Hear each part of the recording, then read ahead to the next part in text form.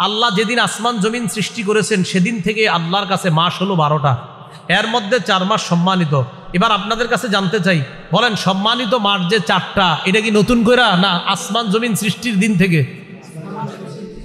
তাহলে আসমান জমিন যেদিন থেকে সৃষ্টি সেদিন থেকে আল্লাহর কাছে আল্লাহর বিধান মতে মাস হলো 12টা। এই 12 মাসের মধ্যে সম্মানিত কয় মাস? তাহলে সম্মানিত 4 মাস, এটা কি নতুন করে না আল্লাহর সৃষ্টি থেকেই? এই 4 মাসের ব্যাখ্যা নবী দিয়েছেন 4662 নম্বর হাদিস বুখারীর। এই হাদিসে নবী বলে দিয়েছেন এই 4 মাসের একটা হলো মুহররম মাস। তো বলেন তো আপনারা, মুহররম মাস কি নবীজি সাল্লাল্লাহু আলাইহি সাল্লামের যুগ থেকেই সম্মানিত না আল্লাহর সৃষ্টি থেকেই সম্মানিত?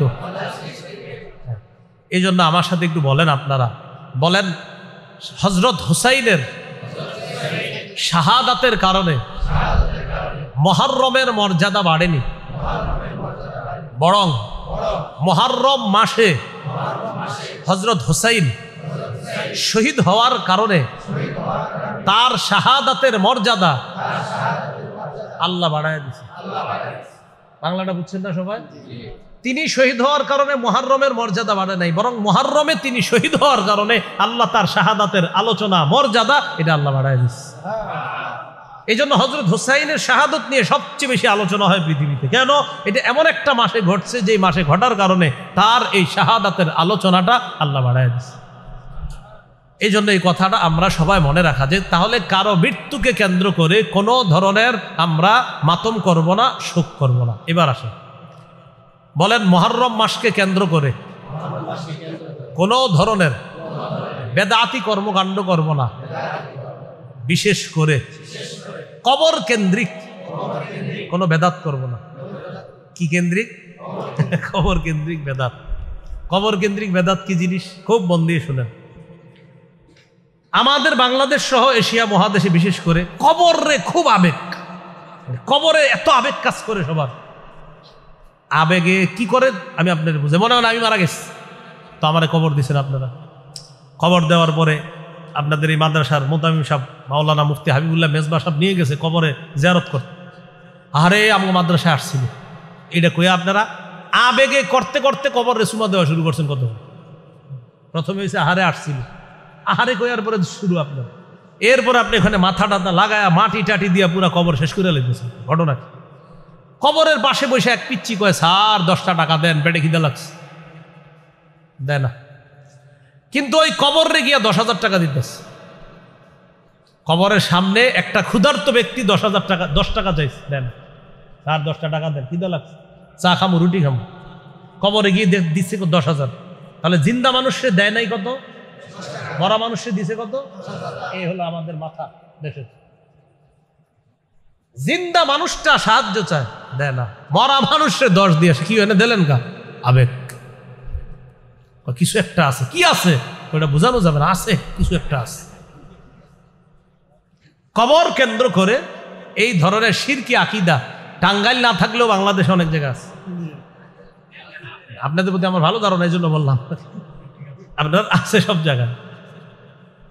এবার খুব মন দিয়ে শুনেন, রাসূল সাল্লাল্লাহু আলাইহি সাল্লাম বলেন, হালাকাল মুতানাত্তিউনা, হালাকাল মুতানাত্তিউনা, হালাকাল মুতানাত্তিউনা। মহব্বতের সাথে আপনাদের প্রতি আমার একটা আবদার, জিন্দিগিতে শিরিক করেন না, আর 2 নাম্বার বেদাতগিরি করেন না। 1 শিরিক করবেন না, 2 বেদাত করবেন না। ইনশাআল্লাহ মরার পর সহজে জান্নাত পাওয়া যাবে ইনশাআল্লাহ। শিরিক করতেও টাকা লাগে, বেদাত করতেও টাকা লাগে, তো টাকাটা খরচ করেন না। এত সুন্দর সিস্টেম না, এরপরে করবেন। শিরিক করতে টাকা লাগে, বেদাত করতেও টাকা লাগে, না গিয়ে টাকা খরচ করবেন, টাকা দিয়ে জাহান্নামে যাইবেন কেন? এটা আমার একটু বুঝান। রাসূলুল্লাহ সাল্লাল্লাহু আলাইহি সাল্লাম বলেন, হালাকাল মুতানাত্তিউনা, বাড়াবাড়িকারীরা ধ্বংস, হালাকাল মুতানাত্তিউনা, বাড়াবাড়িকারীরা ধ্বংস, হালাকাল মুতানাত্তিউনা, বাড়াবাড়িকারীরা ধ্বংস, সীমালঙ্ঘনকারীরা ধ্বংস। তো কিছু শিরকি কাজ আছে, কিছু বেদাতি কাজ আছে, টাকা টুকা হাজারো টাকা খরচ করে হলো ওই বেদাতি কাজে যাবে। যাওয়ার পর এলাকায় আসলে আলেমরা জিজ্ঞাসা করে, কেন গেলেন? হুজুর এটা একটা আবেগ, এটা বোঝানো যাবে। রাসূলুল্লাহ সাল্লাল্লাহু আলাইহি সাল্লাম বলেন, ইয়াকুম ওয়াল গুলুওয়া ফাইন্নাহু আহলাকা মান কানা ক্বাবলাকুম আল গুলুউ ফিদ্দীন। বাড়াবাড়ি করা থেকে বাঁচো, তোমাদের পূর্ববর্তী জাতি দ্বীনের ক্ষেত্রে বাড়াবাড়ি করার কারণে ধ্বংস হয়েছে, তোমরা বাড়াবাড়ি করা থেকে বাঁচো। এর মধ্যে কিছু বাড়াবাড়ি কবর কেন্দ্রিক, সহিহ বুখারীর বর্ণনা 427 নম্বর হাদিস। রাসূলুল্লাহ সাল্লাল্লাহু আলাইহি সাল্লামের বিবি আম্মাজান আয়েশা সিদ্দিকা রাদিয়াল্লাহু তাআলা আনহার বর্ণনা, তিনি বলেন, আন্না উম্মা হাবিবাতা ওয়া উম্মা সালামাতা রাদিয়াল্লাহু তাআলা আনহুমা যাকারাতা কানিসাতান রাআইনাহা বিল হাবাশা ফিহা তাসাবির ফাযাকারাতা লিন-নবী সাল্লাল্লাহু আলাইহি ওয়াসাল্লাম। নবীজির দুই বিবি উম্মে হাবিবা, উম্মে সালামা, এই দুইজন হাবশায় একটা গির্জা দেখছে। গির্জা মানে ইবাদতখানা। গির্জার ভিতরে দেখে কি কিছু মূর্তি আছে। আপনার গির্জার ভিতরে মূর্তি মানে ইবাদতখানার ভিতরে মূর্তি। নবীর ওই দুই বিবি নবীর কাছে ব্যাপারটা বললেন, ইয়া রাসূলুল্লাহ, গির্জার মধ্যে মানুষ করবে ইবাদত, ওই গির্জার ভিতরে আবার মূর্তি দেখলাম, কাদের মূর্তি? فقال رسول الله صلى الله عليه وسلم إن أولئك إذا مات فيهم الرجل الصالح। কয় আগের জামানায় কিছু মানুষ ছিল, ইন্না উলাইকা ইযা কানা ফীহিমুর রাজুলুস সালিহু ফামাতা, তাদের মাঝে কোনো নেককার মানুষ যখন মারা যাইতো, বানাউ আলা কবরিহি মসজিদা, তারা তার কবরের উপর সিজদার স্থান বানাইতো। ভালো মানুষ মারা গেছে, নিচে কবর, এ হলো আপনার উপরে সিজদার স্থান। ওয়াসাওয়ারু ফীহি তিলকা সুওয়ারা, আর ওই সিজদার স্থানটা যে বানাইতো, মসজিদটা বানাইতো, ইবাদতখানা বানাইতো, ওই ইবাদতখানার ভিতরে যারে নিচে কবর দিছে তার একটা মূর্তি ইবাদতখানায় স্থাপন করত। তাহলে টোটাল কি জানলাম? নিচে হলো কবর, উপরে ইবাদতখানা, ওটার ভিতরে মূর্তি। কার মূর্তি? ওই আল্লাহর ওলি যার নিচে কবর। তো নবীজি সাল্লাল্লাহু আলাইহি সাল্লাম বললেন, এরা ভালো মানুষ মারা গেলে এইভাবে কবর দিত, কবরের উপরে মসজিদ বানাইতো, মসজিদের ভিতরে ওই আল্লাহর ওলির মূর্তি রেখে দিত। এই কথা বইলা নবী বললেন, উলাইকা শিরারুল খালকি ইনদাল্লাহি ইয়াউমাল কিয়ামা, কিয়ামতের ময়দানে তারা হবে সবচেয়ে নিকৃষ্ট জাতি। কিয়ামতের ময়দানে তারা হবে সবচেয়ে নিকৃষ্ট জাতি। এবার একটা জিনিস শিখবো আমরা, পৃথিবীতে সবচেয়ে নিকৃষ্ট মানুষ দুই শ্রেণী। বলেন, সবচেয়ে নিকৃষ্ট মানুষ কয় শ্রেণী?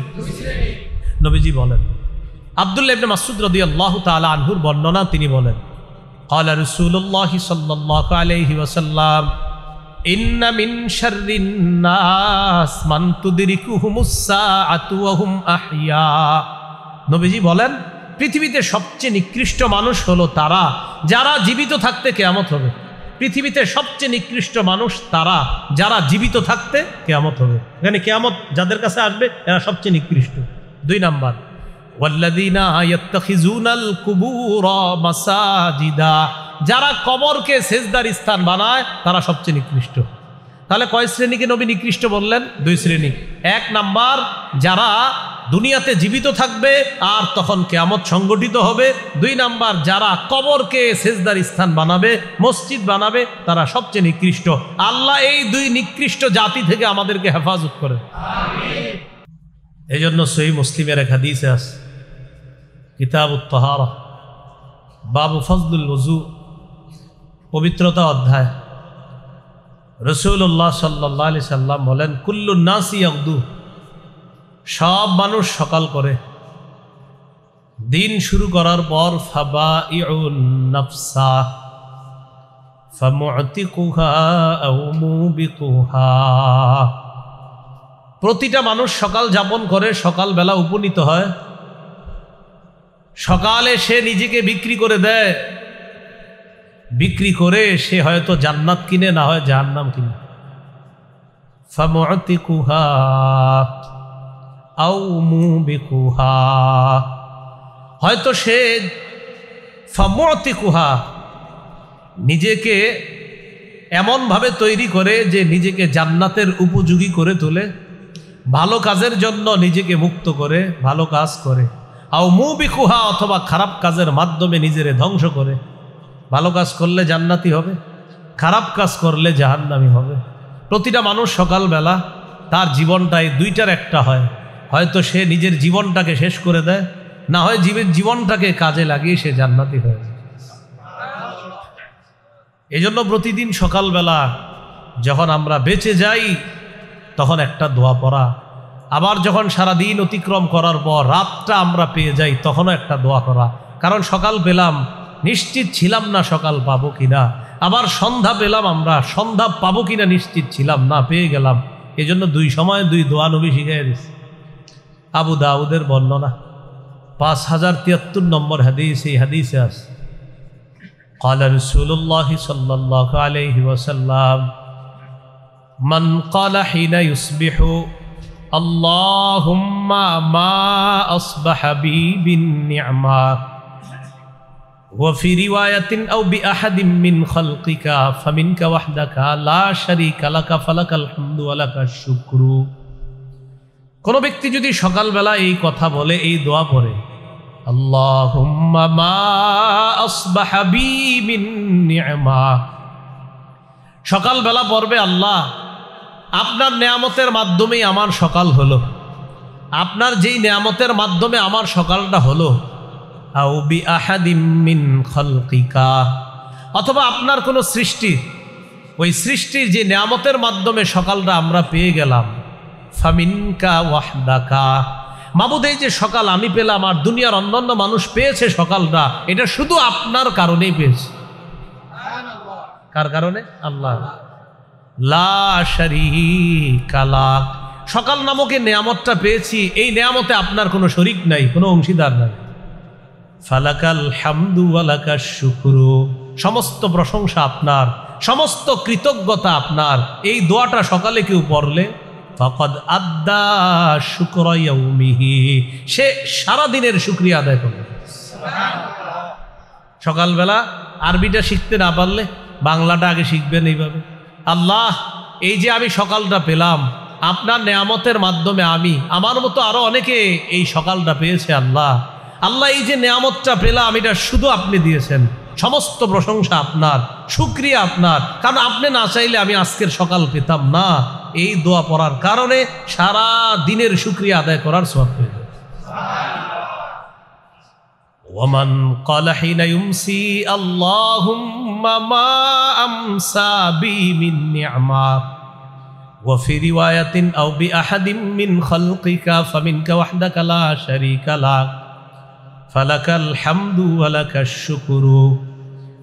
সন্ধ্যায় উপনীত হয়ে কেউ যদি বলে, আল্লাহ আমি যে এই সন্ধ্যা নামক নেয়ামত পেলাম, এই যে সন্ধ্যায় আমি এখনো বেঁচে আছি, আপনার নেয়ামতে, আপনার অনুগ্রহেই আমি সন্ধ্যাটা পেয়েছি। এই দুনিয়াতে আপনার যত সৃষ্টি সন্ধ্যা পেয়েছে আপনার কারণে, এটা আপনার পক্ষ থেকে। লা শারীকা লাক, আমি যে দিন অতিক্রম করার পর সন্ধ্যা পেলাম, আপনার যত সৃষ্টি আজকে সন্ধ্যায় বেঁচে আছে, এই বেঁচে থাকার মধ্যে কেউ শরীক নাই, শুধু আপনার অনুগ্রহ ছিল তাই বেঁচে আছে। ফালাকাল হামদু ওয়া লাকাশ শুকরু, অতএব সমস্ত প্রশংসা আপনার, সমস্ত শুকরিয়া আপনার। নবী বলেন ফাকাদ আদ্দা শুকরা লাইলাতিহি, সে সারা রাতের শুকরিয়া আদায় করবে। সকালবেলা বললে সারা দিনের শুকরিয়া, রাতে বললে সারা রাতের শুকরিয়া আদায় করবে। তো এই জন্য এই বছর আমরা মুহররম মাসটা পেলাম, এটাও কে আমাদেরকে এই মুহররম পর্যন্ত বাঁচিয়ে রাখছে? যারা আছি, আল্লাহ বাঁচিয়ে রাখছে। তো দিনের পরে রাত, রাতের পরে দিন, এইভাবে সময় চলে যাবে, এইভাবে আমার আপনার জীবন একদিন শেষ হয়ে যাবে, এটাই জীবনের বাস্তবতা। মুহররম মাস অনেক ফজিলতের মাস। আমার আগে একজন গুরুত্বপূর্ণ আলোচনা করেছেন ফজিলত সম্পর্কে। মুহররম মাসে কিছু বর্জনীয় আছে, এই বর্জনীয়গুলা খুব জরুরি, কিছু বিষয় বর্জন করা। এর মধ্যে এক নাম্বার বর্জনীয় বিষয় হলো মুহররম মাসকে কেন্দ্র করে কোনো ধরনের মাতম করা যাবে না। কি করা যাবে না? মাতম করা যাবে না। মুহররম মাসকে কেন্দ্র করে মাতম করা যাবে না, এই এক নাম্বার, এটা নিষেধ। দুই নাম্বার, তাজিয়া মিছিল করা যাবে না। কবরের মতো কিছু একটা বানায়া এটাতে নজরানা পেশ করে 10ই মুহররম এটা নিয়ে দৌড়াদৌড়ি করা, এগুলা করা যাবে না। 3 নাম্বার, মরসিয়া পাঠ করা, অমুকে এই ছিল সেই ছিল, আরে এরকম মরসিয়া পাঠ করা যাবে না। 4 নাম্বার, মুহররমের 10 তারিখে পিপাসার্তদেরকে এই নিয়তে পানি পান করানো যাবে না যে হুসাইন রাদিয়াল্লাহু তাআলা আনহুকে কারবালার প্রান্তরে পানি দেয় নাই, তাই আজকে আমি কোনো পিপাসার্তকে পানি পান করাবো সোয়াবের আশায়, না, এই জাতীয় কাজ করা যাবে না। পানি পান করানো ডেলি সোয়াব, আজকে খাওয়ান আজকেও সোয়াব। তো ওই দিনকে নির্ধারণ করা যাবে না যে আজকে পানি পান করাতে হবে। 5 নাম্বার নিষেধাজ্ঞা, মুহররম মাসকে কেন্দ্র করে কোনো ধরনের ইসালে সওয়াবের জন্য কিছু পাকানো যাবে না। কার ইসালে সওয়াব করে নবী, এই জন্য কিছু পাকানো যাবে না আলাদা। আপনার খাইতে মন চায় আজকে খান, হ্যাঁ ডেলি খান, সমস্যা নেই, কিন্তু ওই দিনকে কেন্দ্র করে আলাদা কোনো ইসালে সওয়াব এর জন্য কিছু পাঠানো এটা করা যাবে না। 6 নাম্বার, মুহররম মাসকে কেন্দ্র করে বাচ্চাদেরকে খালি পায়ে রাস্তায় পাঠানো যাবে না, যে খালি পায়ে হাঁটলে কোনো ফজিলত আছে এগুলো করা যাবে না। 7 নাম্বার, ঢোল তবলা বাইরানো যাবে না, ঢোল তবলা পিটানো যাবে না। এই 7টা কাজ বর্জনীয়। সহিহ বুখারীর বর্ণনা 1298 নম্বর হাদিস, রাসূলুল্লাহ সাল্লাল্লাহু আলাইহি সাল্লাম বলেন, লাইসা মিন্না মান দরাবাল খুদুদা ওয়া শাক্কাল জিয়ুবা ওয়া দাআ বিদাওয়াতিল জাহিলিয়া। রাসূলুল্লাহ সাল্লাল্লাহু আলাইহি সাল্লাম বলেন, ওই ব্যক্তি আমার উম্মতের অন্তর্ভুক্ত না যেই ব্যক্তি নিজের গালে আঘাত করে, ওয়া শাক্কাল জিয়ুবা নিজের কাপড় ছিঁড়ে, ওয়া দাআ বিদাওয়াতিল জাহিলিয়া মূর্খ যুগের মতো জাহিলি যুগের মতো মাতম করে, যে সে আমার উম্মতের অন্তর্ভুক্ত না।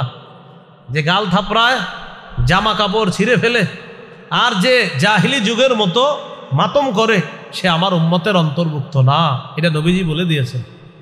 প্রিয় মুসলমান ভাইয়ারা, এই নিয়তে প্রতিটা ওয়াজে যাবেন যে আমি নতুন কিছু শিখবো, আমার কোনো ভুল থাকলে ভুলগুলো আমি শুধরে নেব, আমি ভুল থেকে ফিরে আসবো ইনশাআল্লাহ। কিন্তু আমাদের এক আজীব অবস্থা, আমাদের মাথায় অনেকে এই নিয়ত নিয়ে এসে বসে বিভিন্ন অনুষ্ঠানে, হুজুর যা কোয়ার কোক, আমি আমারটাই করব। তো আপনি আসার লাভ হলো কি? তাহলে মুহররম মাসকে কেন্দ্র করে 10ই মুহররম মাতম করা, নিজের জামা ছিঁড়ে ফেলা আর আপনার জাহিলি যুগের মতো মরসিয়া মাতম পাঠ করা, নবী বলেন এটা যারা করবে সে আমার উম্মতের অন্তর্ভুক্ত না। আল্লাহ আমাদেরকে হেফাজত করেন। জামা ছেঁড়া যেখানে নিষেধ, সেখানে শরীর রক্তাক্ত করা কিভাবে আপনার জায়েজ হইতে পারে? সহিহ বুখারীর 1296 নম্বর হাদিসে আছে, ইন্না রাসূলুল্লাহি সাল্লাল্লাহু আলাইহি ওয়াসাল্লাম বারীউম মিনাস সালিকা ওয়াল হালিকা ওয়াশ-শাক্কা। নবীজি সাল্লাল্লাহু আলাইহি সাল্লাম ওই নারীর থেকে মুক্ত যেই নারী চিৎকার করে কান্নাকাটি করে, ওয়াল হালিকা যেই নারী শোকে তার মাথার চুল কামায়া ফেলে, এই নারীর সাথে নবীর কোনো সম্পর্ক নাই, এই নারী নবীর উম্মতের হওয়ার যোগ্যতা রাখে না। ওয়াশ-শাক্কা যে নারী নিজের জামা কাপড় ছিঁড়ে ফেলে জোরে জোরে কান্নাকাটি করে আর বলে আজরাইল আমার ঘরে আসলো, আব্বারে দেখলো আর কাউরে দেখলো না, এটি বইলা বইলা কান্নাকাটি করে, ছেলে মারা গেছে, মেয়ে মারা গেছে বা বাবা মারা গেছে, আল্লাহ বুঝে আমার ঘরটাই দেখলো আর কারো ঘর দেখলো না, এগুলা বইলা বইলা নিজেরে আপনার আঘাত করে। রাসূল সাল্লাল্লাহু আলাইহি সাল্লাম বলেন, এই নারী তার সাথে নবীর কোনো সম্পর্ক নাই, সে নবীর উম্মত হওয়ার যোগ্যতা রাখে না, যে চিৎকার করে কান্নাকাটি করে। আল্লাহ আমাদেরকে হেফাজত করে। এর মধ্যে আবার একটা আছে আপনার, কাক যদি কারো বাড়ির পাশে আইসা চিৎকার করে, কাক কাক কাউয়া কাক কা করতেছে, আর একটু পরে যদি মৃত্যুর সংবাদ আছে, কয় কাকটা একটু আগেই তো সংবাদটা দিয়ে গেছে। হ্যাঁ, শিরিক। বলেন এটা কি? শিরিক। শিরিক, এটা শিরিক। আবু দাউদের বর্ণনা 3908, 3909, 3910 নম্বর হাদিস। ক্বালা রাসূলুল্লাহ সাল্লাল্লাহু আলাইহি ওয়াসাল্লাম, আত-তিয়ারাতু শিরকুন, আত-তিয়ারাতু শিরকুন, আত-তিয়ারাতু শিরকুন সালাসা। নবী বলেন, কোনো কিছুতে কুলক্ষণ তালাশ করা শিরিক, কোনো কিছুতে কুলক্ষণ তালাশ করা শিরিক, কোনো কিছুতে কুলক্ষণ তালাশ করা শিরিক। মুহররম মাসে অনেকে মেয়েরে বিয়ে দেয় না, আবার কেউ অন্য মেয়েরও বিয়ে করে না। কেন? কয়টা শোকের মাস, তাই বিয়ে করে না। কিসের মাস? শোকের মাস, বিয়ে করে না। সহিহ মুসলিমের বর্ণনা 1423 নম্বর হাদিস। এই হাদিসে আছে, আরবের লোকেরা শাওয়াল মাসে বিয়া করারে কুলক্ষণ মনে করত। আম্মা জান আয়েশা সিদ্দিকা রাদিয়াল্লাহু তাআলা আনহা বলেন, তাজাওয়াজানি রাসূলুল্লাহ সাল্লাল্লাহু আলাইহি ওয়াসাল্লাম ফি শাওয়াল। আম্মা জান আয়েশা সিদ্দিকা বলেন, মানুষ শাওয়াল মাসে বিয়ে শাদী করে না, আল্লাহর নবী আমারই বিয়ে করছে শাওয়াল মাসে। নবীজি বিয়ে করছে কোন মাসে? আম্মা জানকে। মানুষ শাওয়াল মাসে বিয়ে শাদী করে না, আর নবী আমারই বিয়ে করছে শাওয়াল মাসে। শুধু তাই না, ওয়া বানাবি ফি শাওয়াল, 6 বছর বয়সে বিয়ে করছে, 9 বছর বয়সে বিবাহ রজনীতে আমাকে নবীর ঘরে যখন পাঠানো হয়েছে ওইটাও শাওয়াল মাস ছিল। وكانت عائشة تستحب أن تدخل نساءها في شوال। আম্মা জান আয়েশা সিদ্দিকা রাদিয়াল্লাহু তাআলা আনহা তার পরিবারের নারীদেরকে স্বামীর ঘরে যেই মাসে পাঠানো পছন্দ করতেন, শাওয়াল মাসে তার ঘরে পাঠানো পছন্দ করতেন। তো আম্মা জান বলেন, ফাআইয়ু নিসাই রাসূলিল্লাহি সাল্লাল্লাহু আলাইহি ওয়াসাল্লাম কানাত আহযা ইনদাহু মিন্নি। আম্মা জান বলেন, বলো নবীর কোন বিবি আমার চাইতে বেশি সৌভাগ্যবান হয়েছে, নবীর ফজিলত আমার চেয়ে বেশি কোন বিবি লাভ করেছে। নবীর আমি কুমারী স্ত্রী ছিলাম, আল্লাহ রসুল যখন ইন্তেকাল করে আমার কোলের উপর মাথা রেখে ইন্তেকাল করে, নবী ইন্তেকালের আগের মুহূর্তে তার থুতু আর আমার থুতু এক করে দিয়েছে। নবীজি মেসওয়াক করবে, তো মেসওয়াক করার মতো নবীজির শক্তি ছিল না যে মেসওয়াকটা নরম করবে, মুমূর্ষ অবস্থা। আম্মা জান আয়েশা সিদ্দিকা রাদিয়াল্লাহু তাআলা আনহার ভাই আব্দুর রহমান ইবনে আবু বকর মেসওয়াক করতে করতে মেসওয়াক হাতে নিয়ে আপনার ঘরে আসছে। রাসূল সাল্লাল্লাহু আলাইহি ওয়াসাল্লাম মেসওয়াকের দিকে তাকায় রয়েছে। আম্মা জান নবীজির জিজ্ঞাসা করলেন, কি মেসওয়াকটা কি দিব আপনারে? তো নবীজি মাথায় বললেন, হ্যাঁ মেসওয়াকটা দাও। কথা বলতে পারতেছিলেন না, কষ্ট হচ্ছিল। আম্মা জান মেসওয়াক নিলেন, নেওয়ার পর বললেন, আলান্তুলাকা নরম করে দিব? কাহা উলিনুলাকা নরম করে দিব? কাহা নরম করে দাও। আমি আয়েশা মেসওয়াক নরম করে নবীরে দিলাম, আমার থুতু ওই মেসওয়াকে লাগা। নবী ওই মুহূর্তে মেসওয়াক করলেন, ইন্তেকালের আগে আমাদের দুজনের থুতু আল্লাহ এক করে দিয়েছে। তো নবী বলেন, আমি নবীর ওই আম্মা জান আয়েশা বলেন, আমি নবীর ওই বিবি যাকে নবী শাওয়াল মাসে বিয়ে করছে। তাহলে কোনো মাসে বিয়ে দেওয়া যাবে না, করা যাবে না, এগুলা মনে করা কুলক্ষণ মনে করা শিরিক। বলেন এগুলা কি? শিরিক, এগুলা করা যাবে না। রাসূলুল্লাহ সাল্লাল্লাহু আলাইহি সাল্লাম বলেন, সহিহ বুখারীর বর্ণনা 5753 নম্বর হাদিস, ক্বালা রাসূলুল্লাহ সাল্লাল্লাহু আলাইহি ওয়াসাল্লাম লা আদওয়া ওয়ালা তিয়ারাতা। নবীজি বলেন, ছোঁয়াছে রোগ বলতে কিছু নাই, ওয়ালা তিয়ারাতা কোথাও কুলক্ষণ, কোনো বস্তুতে কুলক্ষণ বলতে কিছু নাই। আদওয়া মানে রোগ নিজে নিজে কারো শরীরে সংক্রমিত হওয়ার ক্ষমতা রাখে না। আরবরা মনে করত যে রোগ ছোঁয়াছে রোগটা নিজে নিজে আন্নাল মারাদা বিনাফসিহি ইউদি, নিজে অন্যের শরীরে যাইতে পারে। নবী আয়েশা বলে দিলেন, না না লা আদওয়া, কোন রোগ নিজে অন্যের শরীরে যাইতে পারে না, বরং ওই রোগ যদি আল্লাহ কারো শরীরে নেয় তাহলে রোগ যাবে, কিন্তু রোগ নিজে থেকে যাওয়ার কোনো ক্ষমতা নেই। আবু দাউদের একটা বর্ণনা শুনেন, 3919 নম্বর হাদিস। নবীজি সাল্লাল্লাহু আলাইহি সাল্লামের কাছে এক ব্যক্তি বললেন, ইয়া রাসূলুল্লাহ ফামা বালুল ইবিলি তাকুনু ফির রমাল কান্নাহা যবা।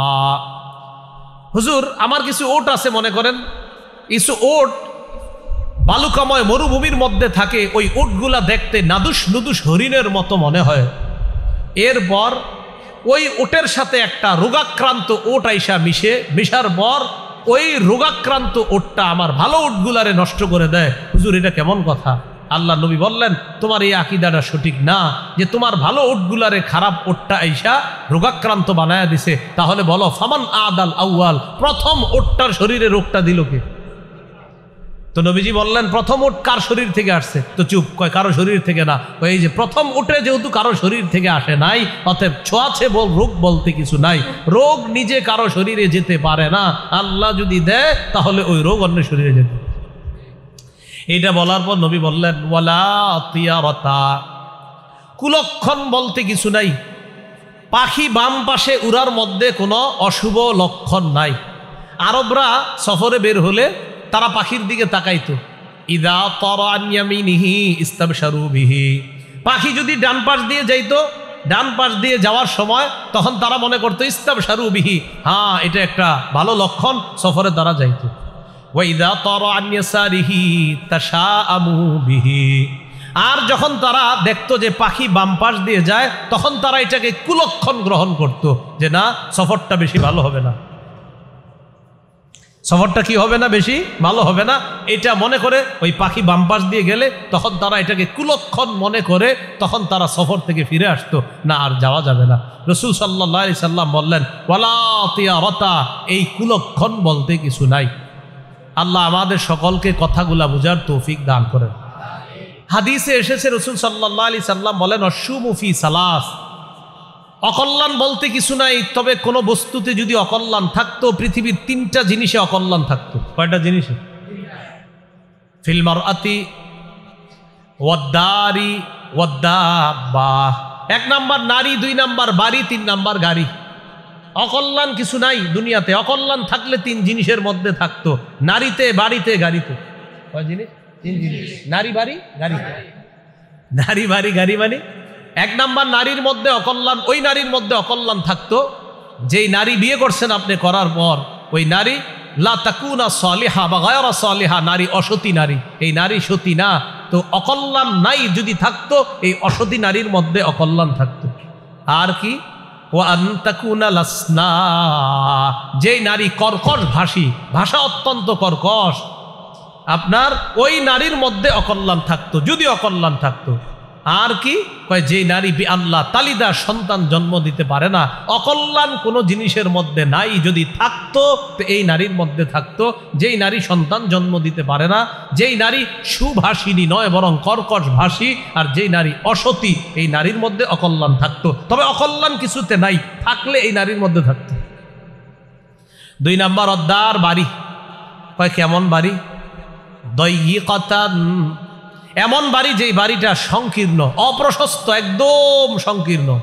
সাইয়্যাতাল জিরান, যে বাড়ির প্রতিবেশীরা খুব খারাপ, কোনো জিনিসে অকল্যাণ নাই, কিন্তু ওই বাড়িতে অকল্যাণ, যেই বাড়ি অপ্রশস্ত আর প্রতিবেশীরা খারাপ। ফজরের পর ঝগড়া শুরু হয়, ঘুমের আগে গিয়ে ঝগড়া শেষ হয়।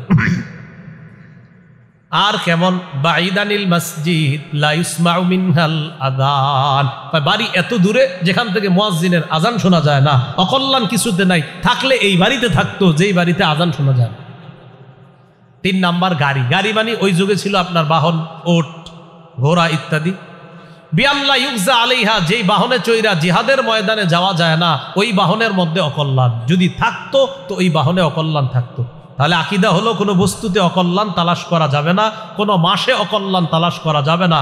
মুহররম মাসে বিয়ে শাদী হওয়া, করা, এগুলা কোনো অকল্যাণ না, এখানে কোনো কুলক্ষণ নাই, এখানে কোনো ধরনের এই আকীদা রাখা যাবে না যে এই মাসে বিয়ে শাদীতে না জানি কোনো ধরনের সমস্যা হয় কিনা।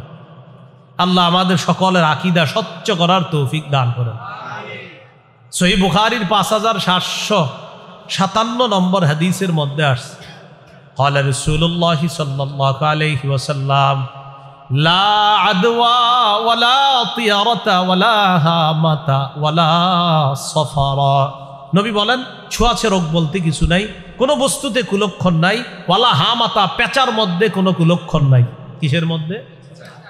আরবের লোকেরা কেউ মারা যাওয়ার পর ওই ব্যক্তির ব্যাপারে তাদের ধারণা ছিল তার আত্মাটা পেঁচা হইয়া তাদের বাড়ির আশেপাশে ঘুরে, এটা তাদের আকীদা ছিল। নবী এসে বললেন ওয়ালা হামা, এই জাতীয় আকীদা রাখা যাবে না।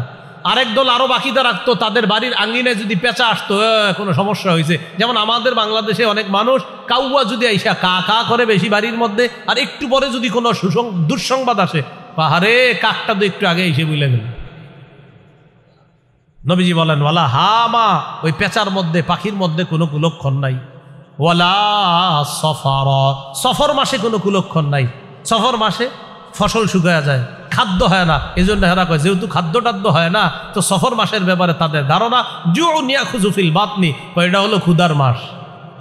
কিসের মাস? আরবরা বলতো সফর মাস পেটের জ্বালার মাস, সফর মাস পেটের জ্বালার মাস। নবী এসে বললেন ওয়ালা সফর, মাসের মধ্যে কোনো কুলক্ষণ নাই, সফর মাসে কোনো কুলক্ষণ নাই। অতএব শাওয়াল মাস, সফর মাস, মুহররম মাস, যেই মাসে বলেন এই মাসগুলা, দিনগুলার মধ্যে এটা না বলা যে আজকে কিন্তু বিষয়টা বেশি ভালো হবে না, এটা ঠিক হবে না, এই মাসে বিয়ে হওয়াটা ঠিক হবে না, এই জাতীয় কথা বলা থেকে আমরা বেঁচে থাকবো বলি ইনশাআল্লাহ। আল জামিউস সগীর হাদিসের কিতাব 4201 নম্বর হাদিস, নবীর মেয়ে মারা গেছে, জয়নব রাদিয়াল্লাহু তাআলা আনহা মারা গেছে। মাতাত জায়নাবু বিনতু রাসূলিল্লাহি সাল্লাল্লাহু আলাইহি ওয়াসাল্লাম ফাবাকাতিন নিসা, নবীর মেয়ে জয়নব মারা গেছে, নারীরা কান্না শুরু করছে। ফাজাআলা উমারু ইয়াদরিবুহুন্না বিসাউতিহি, হযরত ওমর চাবুক দিয়ে পিটানো শুরু করছে, কান্দোকা থামো। ফাখরাহু রাসূলুল্লাহি সাল্লাল্লাহু আলাইহি ওয়াসাল্লাম বিয়াদিহি, নবী তার হাত দিয়ে হযরত ওমরকে থামাইলেন, ওমর থামো, মাহলান নিয়া ওমর, ওমর একটু নরম হও। পুরা হাদিসটা বুঝছেন। অনেকে আবার এই হাদিস দিয়ে ধোঁকা দিতে পারে আপনাদেরকে, হাদিস কিন্তু শেষ হয় নেই।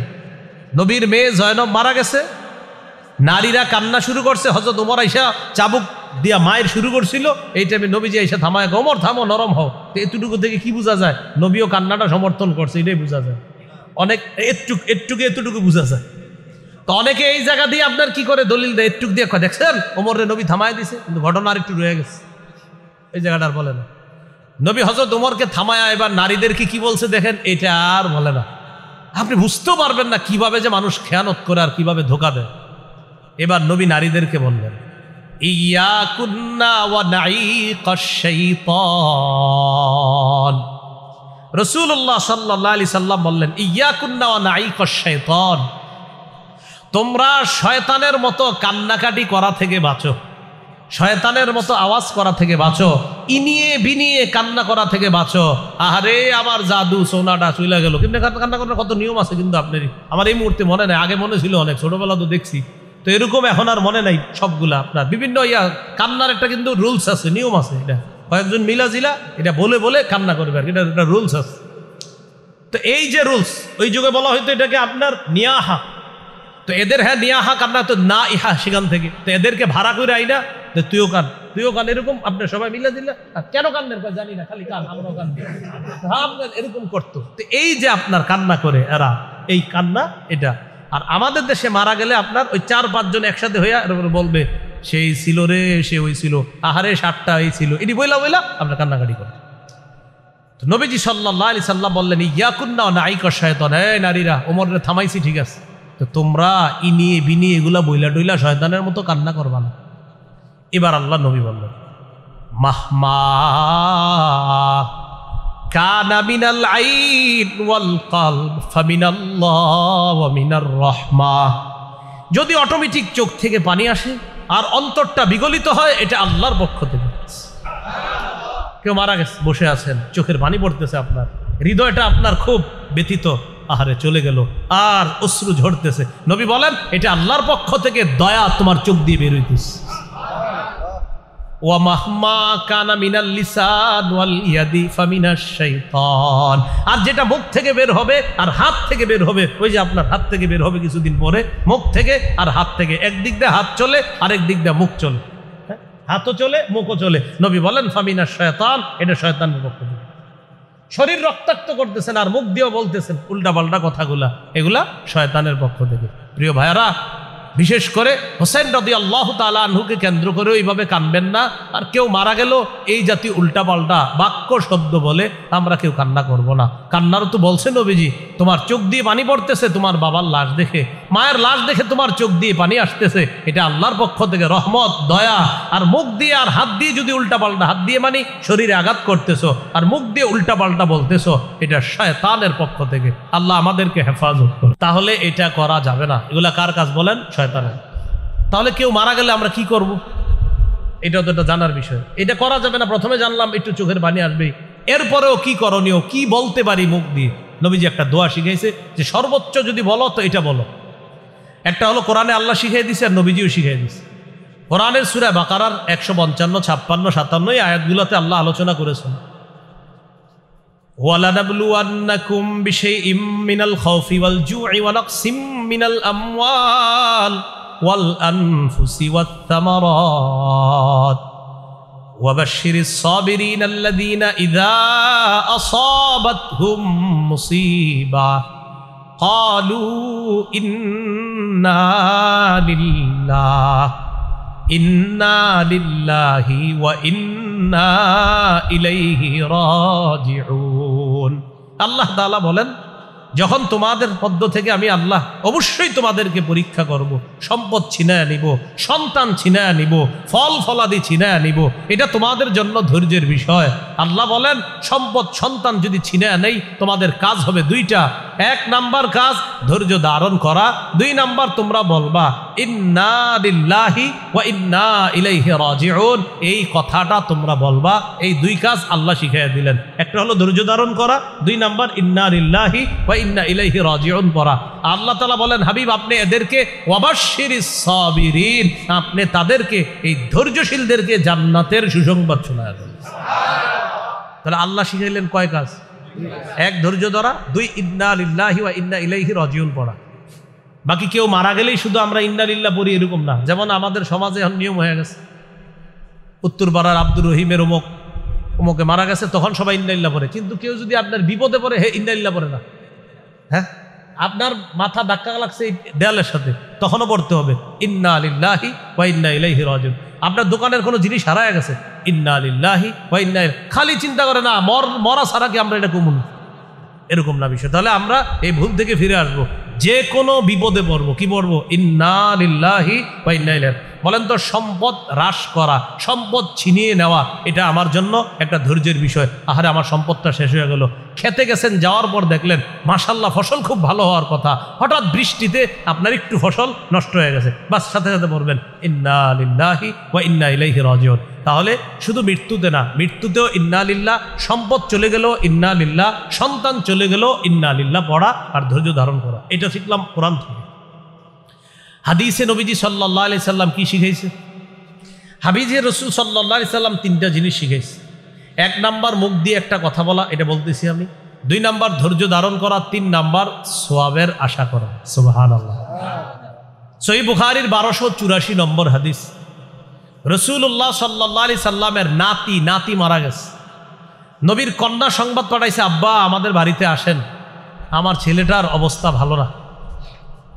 ছেলের প্রথমে আর কি অবস্থা ভালো না, মুমূর্ষু, মানে বাচ্চাটা মারা যাবে। তো একটু পরে সংবাদ আসছে বাচ্চাটা মারা গেছে।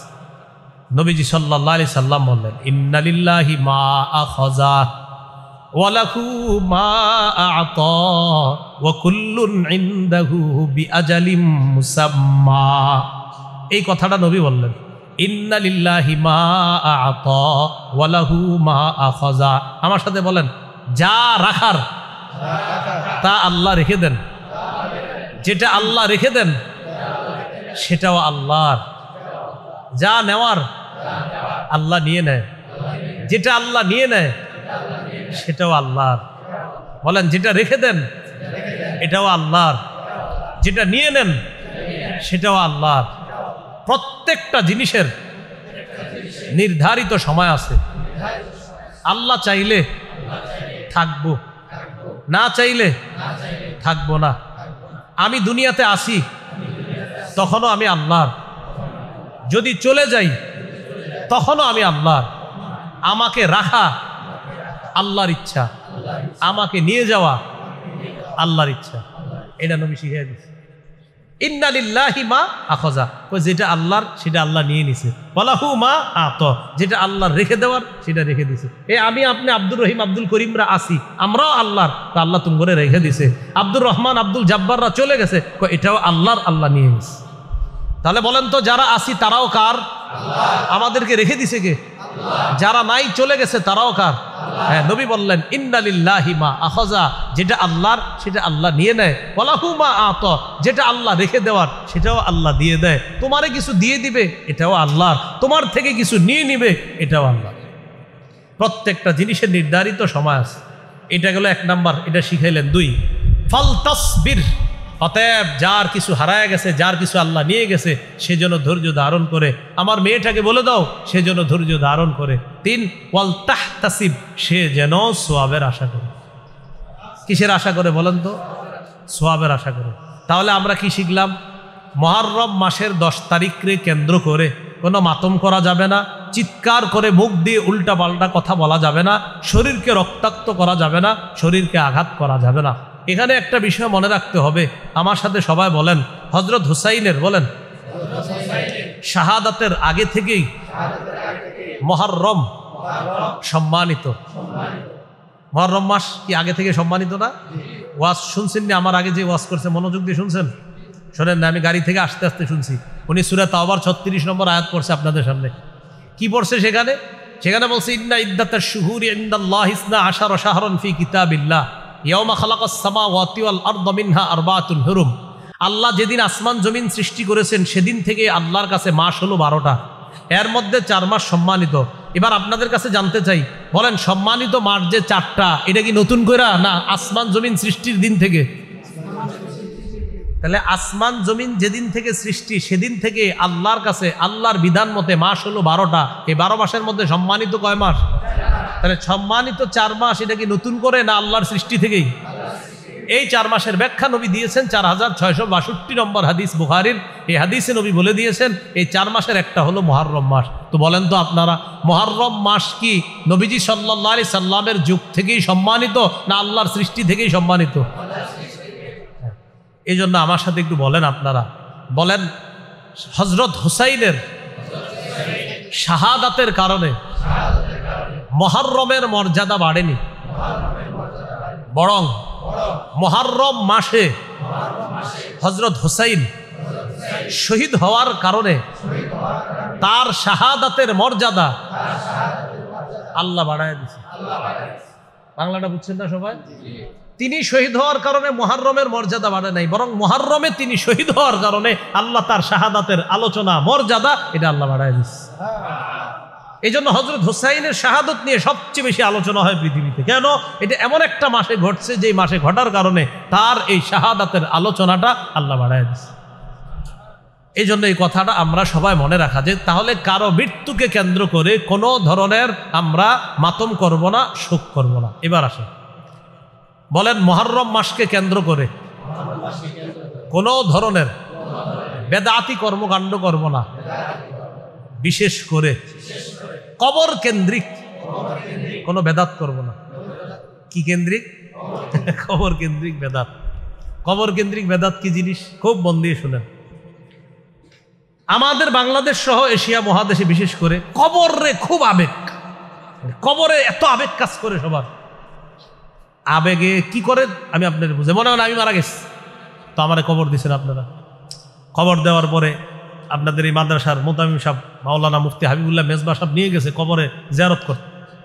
আরে আমার মাদ্রাসায় আসছিল, এটা কই আপনারা আবেগে করতে করতে কবরে সুমা দেওয়া শুরু করছেন। কত প্রথমে হয়েছে আহারে আসছিল, আহারে কয়ার পরে শুরু আপনার, এরপর আপনি এখানে মাথা টাথা লাগায়া মাটি টাটি দিয়া পুরা কবর শেষ করে লেগেছেন। ঘটনা কি?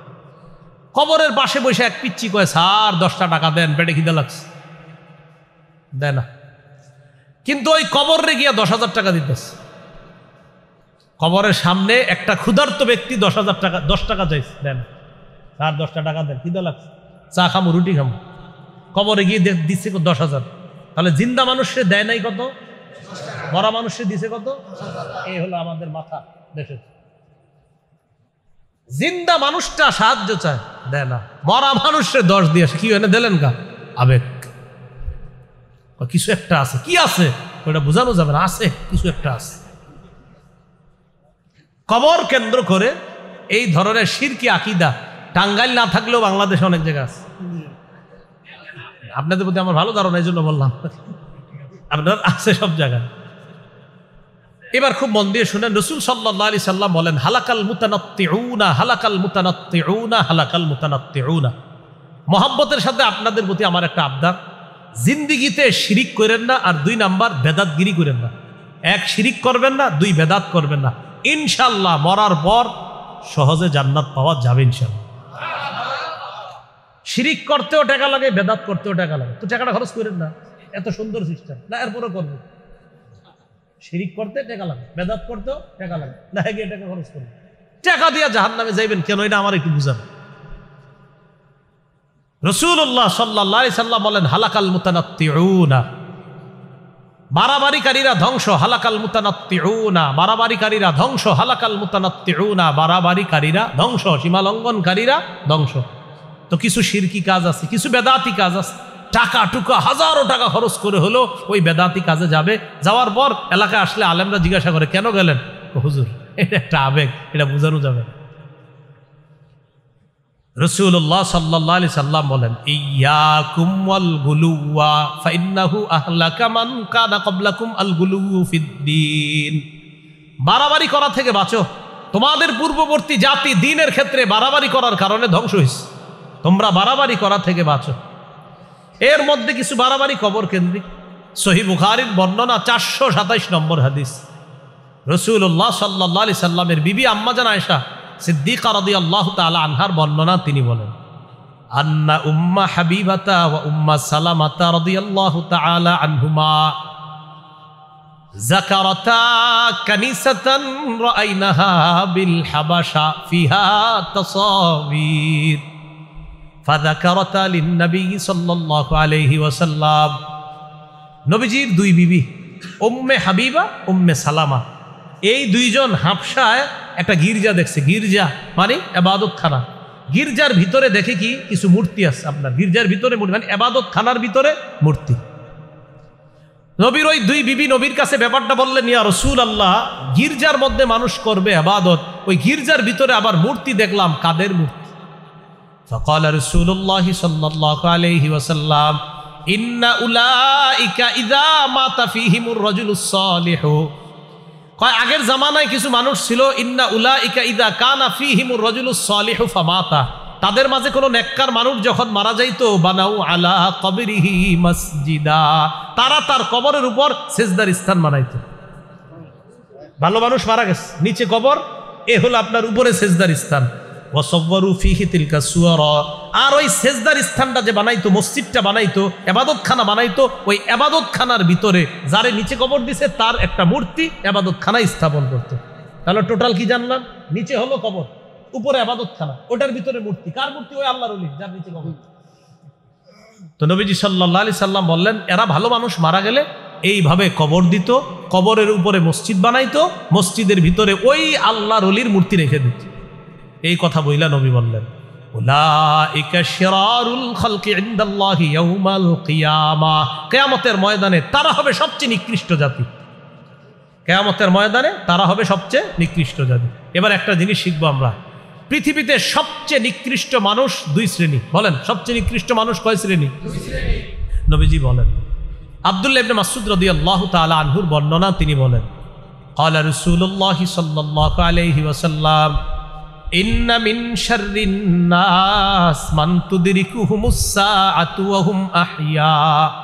নবীজি বলেন, পৃথিবীতে সবচেয়ে নিকৃষ্ট মানুষ হলো তারা যারা জীবিত থাকতে কিয়ামত হবে। পৃথিবীতে সবচেয়ে নিকৃষ্ট মানুষ তারা যারা জীবিত থাকতে কিয়ামত হবে। এখানে কিয়ামত যাদের কাছে আসবে এরা সবচেয়ে নিকৃষ্ট।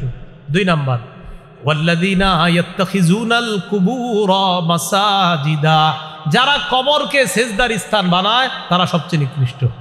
তাহলে কয় শ্রেণীকে নবী নিকৃষ্ট বললেন? দুই শ্রেণী। এক নাম্বার, যারা দুনিয়াতে জীবিত থাকবে আর তখন কিয়ামত সংগঠিত হবে। দুই নাম্বার, যারা কবরকে সেজদার স্থান বানাবে, মসজিদ বানাবে, তারা সবচেয়ে নিকৃষ্ট। আল্লাহ এই দুই নিকৃষ্ট জাতি থেকে আমাদেরকে হেফাজত করেন, আমিন। সহিহ বুখারীর আরেকটা হাদিস শোনেন, এটা আচ্ছা এটা পরে শোনাই, আগে মুসলিমেরটা শোনেন। সহিহ মুসলিমের বর্ণনা 1075 নম্বর হাদিস। এটা হলো পকেটের উস্তাদ অনুযায়ী, আর মাদ্রাসার পাঠ্যপুস্তক অনুসারে 532 নম্বর হাদিস। পকেটের উস্তাদ বুঝছেন, মানে মোবাইলে আবার মিলায় অনেকে, এই হাদিসটা মিলেনি, তো এটা হলো 1075। এটা না মিললেও সমস্যা ছিল না, এরপরও ফিরি ফিরি বলে দিলাম, মিলেন মিলবে। আর মাদ্রাসার পাঠ্যপুস্তক অনুসারে 532 নম্বর হাদিস। এই হাদিসে আস রাসূল সাল্লাল্লাহু আলাইহি সাল্লামের সাহাবী জুনদুব রাদিয়াল্লাহু তাআলা আনহুর বর্ণনা। তিনি বলেন, সামিআতুন নাবিয়্য সাল্লাল্লাহু আলাইহি ওয়াসাল্লাম ক্বাবলা আইয়ামুতা বিখামসিন, আমি নবীকে তার ইন্তেকালের 5 দিন আগে বলতে শুনছি। নবী ইন্তেকাল করবে এর 5 দিন আগে বলতে শুনছি, ইন্নী আবরাউ ইলাল্লাহ আইয়াকুনা লি মিনকুম খলিল।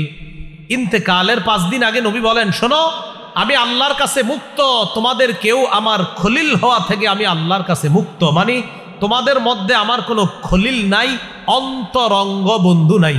খলিল শব্দের অর্থ অন্তরঙ্গ বন্ধু। তোমাদের মধ্যে আমার কোনো অন্তরঙ্গ বন্ধু নাই। কেন নাই? ফাইন্নাল্লাহ তাআলা ইত্তাখাযানি খলিলা কামা ইত্তাখাযা ইব্রাহিমা খলিলা। ইব্রাহিম নবীকে আল্লাহ যেমন খলিল তথা অন্তরঙ্গ বন্ধু হিসাবে গ্রহণ করেছেন, আমাকেও আল্লাহ তার খলিল হিসাবে গ্রহণ করছেন। তো খলিল কয় নবী হইল? আরে কয় নবী? দুই নবী। খালি আমরা বলি ইব্রাহিম খলিলুল্লাহ, ইব্রাহিম খলিলুল্লাহ, আর আমাদের নবী মুহাম্মদ খলিলুল্লাহ, হাবিবুল্লাহ, রসুল্লাহ। আমাদের নবী মুহাম্মদ রাসূলুল্লাহ, খলিলুল্লাহ, হাবিবুল্লাহ সাল্লাল্লাহু আলাইহি ওয়াসাল্লাম। ইব্রাহিম খলিলুল্লাহ, আমাদের নবী খলিলুল্লাহ, হাবিবুল্লাহ, রাসূলুল্লাহ। তো নবী যে খলিল এটা ইন্তেকালের কয়দিন আগে বলে গেছেন। শোনো, দুনিয়ার কেউ আমার খলিল নাই, কারণ আমি আল্লাহর খলিল, আল্লাহ আমারে খলিল হিসাবে গ্রহণ করছে ইব্রাহিম নবীর মুখ।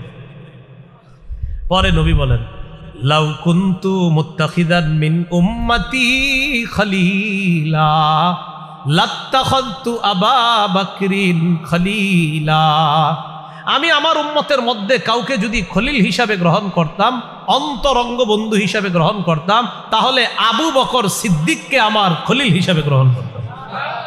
তাহলে দেখি আপনাদেরকে পরীক্ষা হয়ে যাক, নবীর কোনো খলিল আছে? মানুষের মধ্যে নবীজির কোনো খলিল আছে? আর যদি বানাইতেন কোন সাহাবীকে? কিন্তু কাউকে বানান নাই কেন? নবী কার খলিল? আল্লাহ। খলিল অর্থ অন্তরঙ্গ বন্ধু। এবার নবী কি বলে দেখেন, আলা ওয়া ইন্না মান কানা ক্বাবলাকুম ইত্তাখাযু কুবুর আমবিয়াইহিম ওয়া সালিহিহিম মাসাজিদা।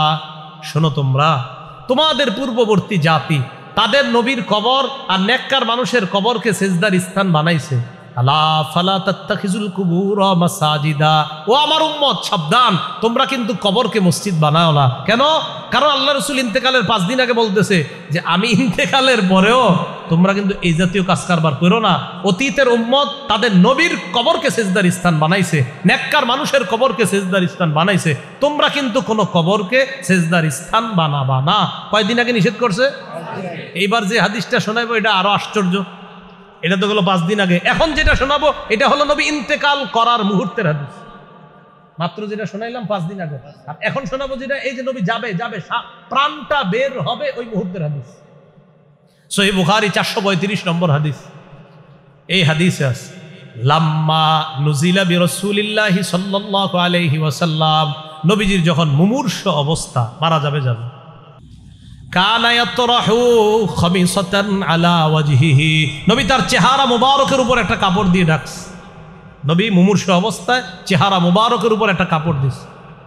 ফাইদা তাম্মা, প্রাণ যখন বের হবে কাশাফাহা আন ওয়াজহিহি, চেহারা মুবারক থেকে কাপড়টা সরাইলেন। তাহলে মুমূর্ষ অবস্থায় কাপড় দিলেন, এখন হলো প্রাণ যাবে, প্রাণ যাওয়ার সময় কাপড় সরাইলেন। মুমূর্ষ অবস্থায় কাপড় দিলেন আর প্রাণ যাবে কাপড়টা সরাইলেন। সরানোর পর হঠাৎ বলতেছে, লানাতুল্লাহি আলাল ইয়াহুদ ওয়ান নাসারা, ইহুদিদের উপর আল্লাহর অভিশাপ, খ্রিস্টানদের উপর আল্লাহর অভিশাপ। ইত্তাখাযু কুবুর আমবিয়াইহিম মাসাজিদা, তারা তাদের নবীর কবরকে সিজদার স্থান বানাইছে। এই কথা নবী বললেন, ইহুদিদের উপর অভিশাপ, খ্রিস্টানের উপর অভিশাপ, তারা তাদের নবীর কবরগুলা সিজদার স্থান বানাইছে। ইউহাদ্দিরু মা সানাউ, নবী তার উম্মতকে সতর্ক করতেছে, সাবধান, আমার কবরকে কিন্তু এগুলা বানায় না। তাহলে নবীজি ইন্তেকাল করবে, মুমূর্ষ অবস্থায় কাপড় দিয়ে মুখ ঢাকলেন, প্রাণ যাওয়ার সময় বলতেছে কাপড় সরা। এই শোনো, ইহুদিদের উপর আল্লাহর অভিশাপ, খ্রিস্টানদের উপর আল্লাহর অভিশাপ, তারা তাদের নবীর কবরকে সিজদার স্থান বানাইছে, তোমরা কিন্তু এগুলা করো না। সতর্ক করছে।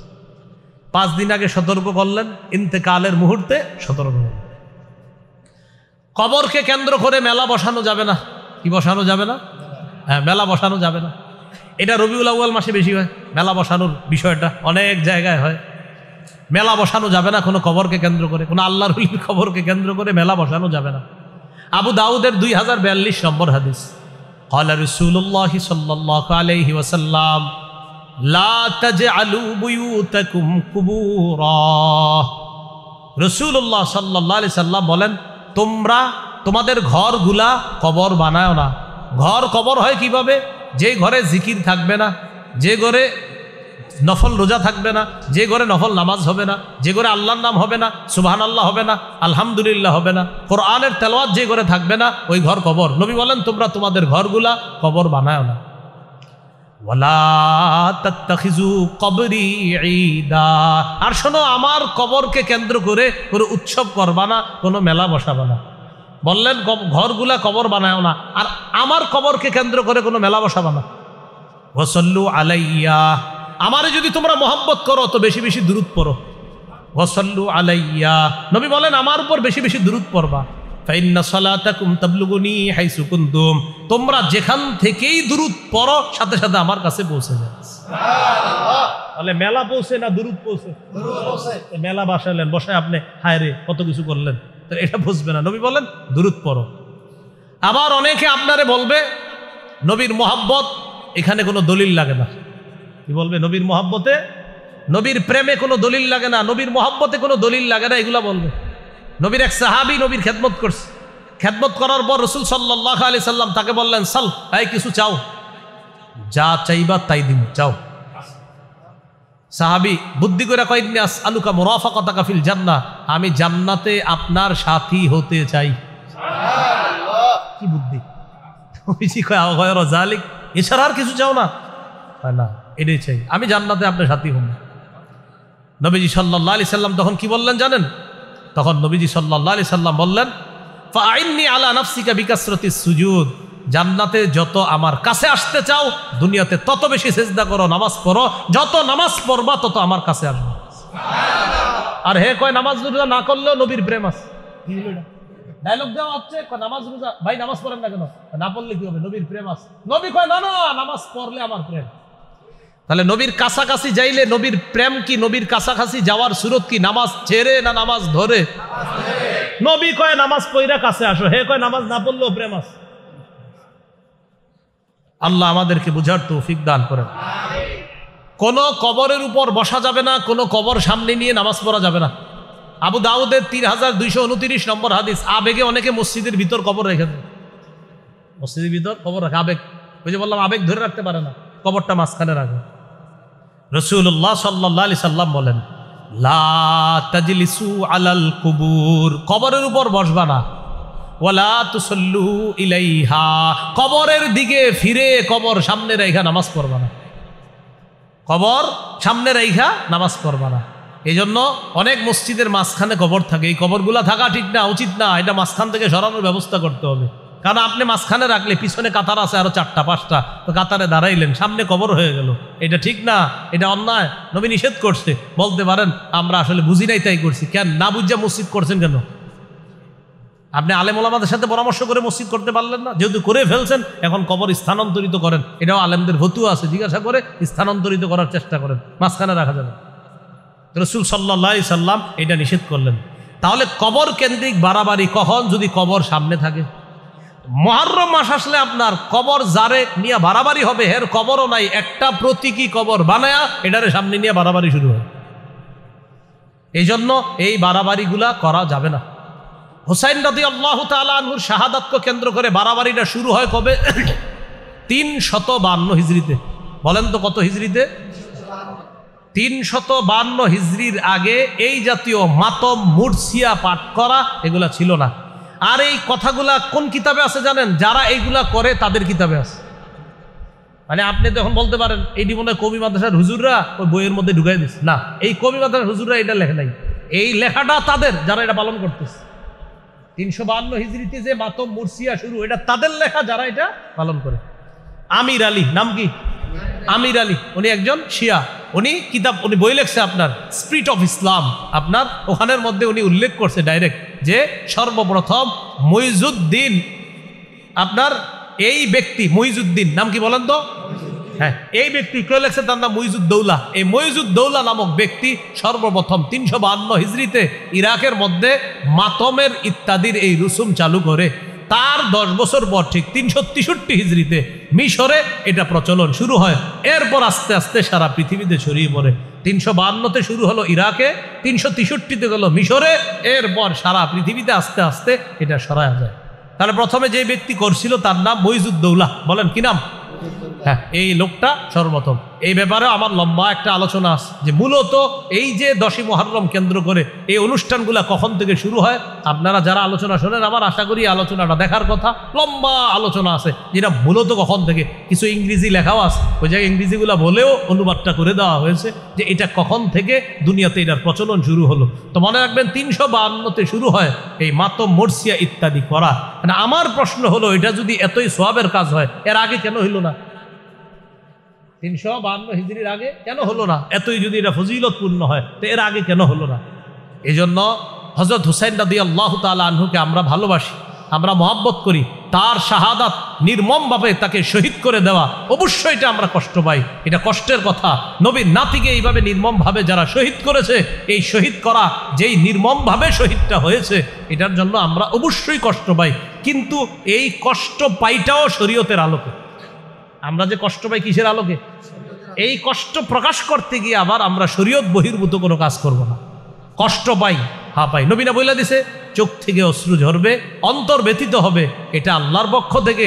মুখ দিয়ে উল্টা পাল্টা বলবা, হাত দিয়ে শরীরে আঘাত করবা, এটা শয়তানের পক্ষ থেকে। নবী তো বলেই দিছে। তাহলে আমাদের কষ্ট পাওয়াটা আল্লাহর পক্ষ থেকে। আমাদের চোখ দিয়ে যদি পানি এসেও যায়, এটা আল্লাহর পক্ষ থেকে। হযরত হুসাইনের শাহাদাতে আমাদের কারো চোখে পানি আসা, আমাদের অন্তরটা নরম হওয়া, এটা আল্লাহর পক্ষ থেকে হবে নিঃসন্দেহে। কিন্তু এটা কেন্দ্র করে মুখ দিয়ে কিছু বলা, হাত দিয়ে শরীরে আঘাত করা, নিঃসন্দেহে এটা শয়তানের কাজ হবে। তো এই জাতীয় কাজকর্ম থেকে আমরা নিজেরা সবাই বেঁচে থাকার চেষ্টা করব ইনশাআল্লাহ।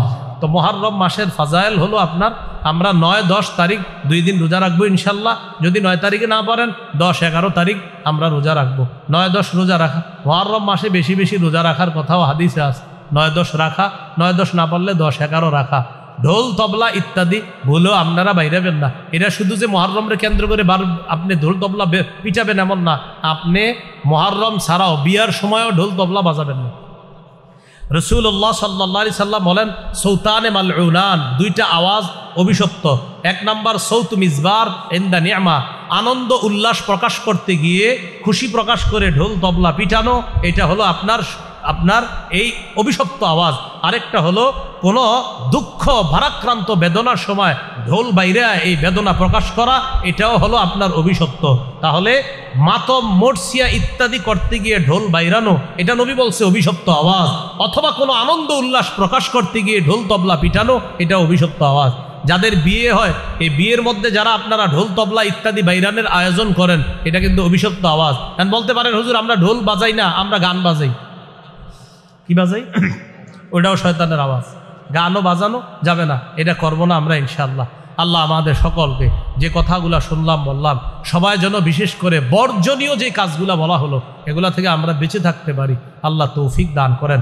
আকীদা স্বচ্ছ রেখে আমরা যেন কবরে যেতে পারি, আল্লাহ তৌফিক দান করেন। 2 কাজ ভুলেও করবেন না। বলেন কয় কাজ? বলেন শিরিক বেদাত, শিরিক বেদাত স্বপ্নেও যেন না করি। বলেন সবাই কি যেন না করি? মানে জাগ্রত অবস্থা তো করবেনই না। আল্লাহরে বলবেন, আল্লাহ আমি যেন স্বপ্নেও বেদাত না করি, শিরিক না করি। আল্লাহ আমাদের সকলকে কথাগুলা মেনে চলার তৌফিক দান করেন। আগামী পরশুদিন আপনাদের পাশে আল হেরা মাদ্রাসা, হ্যাঁ, ওখানে মাগরিবের পরে আলোচনা দাওয়াত দিতে বলা হয়েছে। আপনারা যাদের সুযোগ থাকে যেতে পারেন। আগামী পরশুদিন বাদ মাগরিব আল হেরা মাদ্রাসায় আলোচনা, ওখানে সামান্য সময় আলোচনা আছে, এরপর চলে যাব খুব দ্রুত ইনশাআল্লাহ। তো যারা যাবেন মাগরিবের আগে আগে চলে যাবেন। ওখানে মাগরিবের পরে আলোচনা শুনতে হলে আমি ঠিক মাগরিব পড়ার চেষ্টা করবো ইনশাআল্লাহ। অবশ্যই যেন মাগরিব পড়তে পারি, দোয়া চাই। তো মাগরিব পরে আমি বসবো আলোচনায়। তো যারা অংশগ্রহণ করবেন মাগরিবের আগে আগে চলে যাবেন। আল্লাহ আমাদের সকলকে আজকে যেই কথাগুলো শুনলাম বললাম, আমরা সবাই যেন আমল করতে পারি, আল্লাহ তৌফিক দান করেন। বলেন তো সবাই নবীজিরে মহব্বত করি কিনা? হযরত হুসাইনকে মহব্বত করি। হযরত হুসাইনের শাহাদাতে আমরা অবশ্যই কষ্ট পাই। হযরত হুসাইনকে নির্মমভাবে শহীদ করা অবশ্যই আমরা কষ্ট পাই। আমাদের এই কষ্টটা অন্তর থেকে, আমাদের এই ভারাক্রান্ত কষ্টটা অন্তর থেকে হবে, চোখ থেকে পানি ঝরবে। উল্টাপাল্টা বলবো না, হাত দিয়ে শরীরে আঘাত করব না। আল্লাহ আমাদের সকলকে কথাগুলা যেন মেনে চলতে পারে, আল্লাহ তৌফিক দান করেন। আমিন ওয়া আখিরু দাওয়ানা আলহামদুলিল্লাহি রাব্বিল আলামিন। আল্লাহুম্মা সাল্লি আলা মুহাম্মাদি ওয়া আলা আলি মুহাম্মাদ কামা সাল্লাইতা আলা ইব্রাহিম ওয়া আলা আলি ইব্রাহিম ইন্নাকা হামিদুম মাজিদ। আল্লাহুম্মা বারিক আলা মুহাম্মাদ ওয়া আলা আলি মুহাম্মাদ কামা বারাকতা আলা ইব্রাহিম ওয়া আলা আলি ইব্রাহিম ইন্নাকা